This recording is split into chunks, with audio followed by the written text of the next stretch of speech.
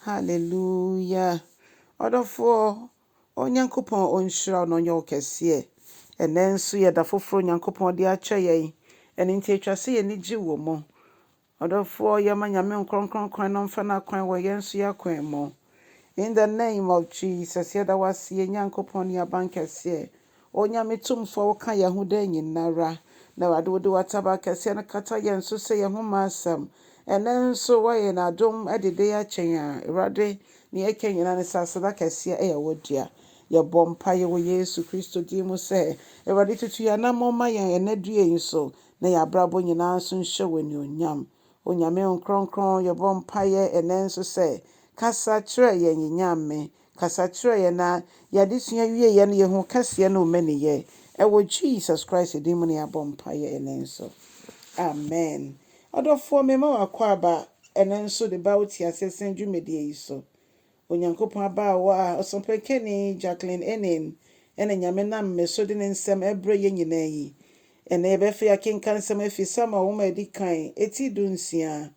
Ne nchichemu ba akokosi dumiensa. Esanse war ne nti no ye betwitwa so. Odofo ye hwa Ɔhene Saul na ɔyɛ ɔhene odi kan ewo Israel man eso. Na Israel man sugu nyankopon so na ɔma Saul. Na dofonom ne yehu ne se Saul aswadin bebre.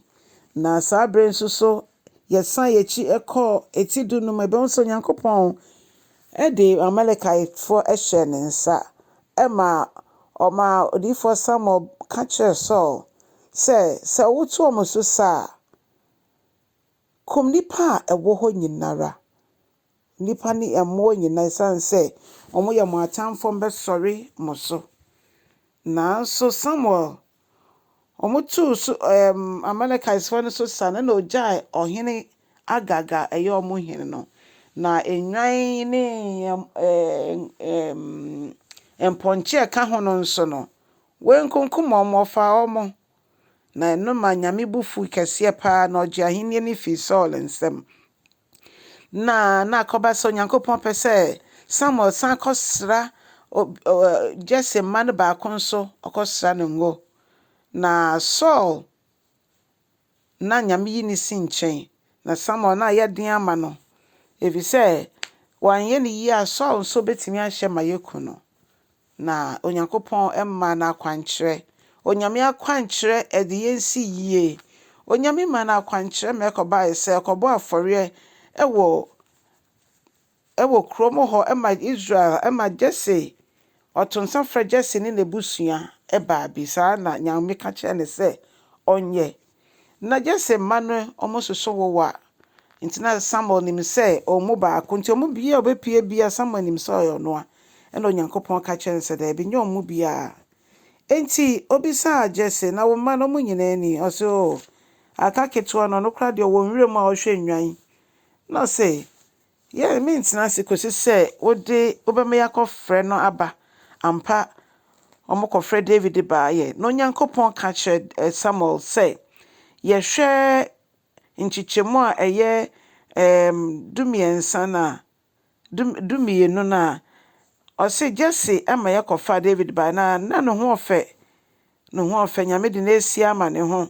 no nyame ka kire Samuel preko pese niame hwehwe no no nie enenti David gina Samuel ne nuanom nyina nim ne papa nim ena Samuel esra no ngo odofo eno hwe bebia na David hye eno no nyimto ne ka se hwe kai bebia na wo odomfo nyame ne humabo na wo be hu no so ni wedi ni o se me nso me ni hwan ede ben kra ni me fie na wo Awurade nyankopon na wodi me abedri ni enti bebe biara nyame de wedu biara empo so woni da so yansa David na semi twe wadwen gina so se onyankopon ni remfi wo emfa ho bebe a wo hye onyankopon beyiwe pie emfa ho sa aka minute ba kom we fra asase so onyankopon wo de wo ato ne so no obeyiwe pie eno nti enjey mo ɛyɛ mma asoɔden anaa ɛyɛ abawo anaa ɛyɛ sikasɛm anaa ɛyɛ wapɔmuden anaa ɛdeɛ pɛ na Onyankopɔn ontimi nyɛ ma wo.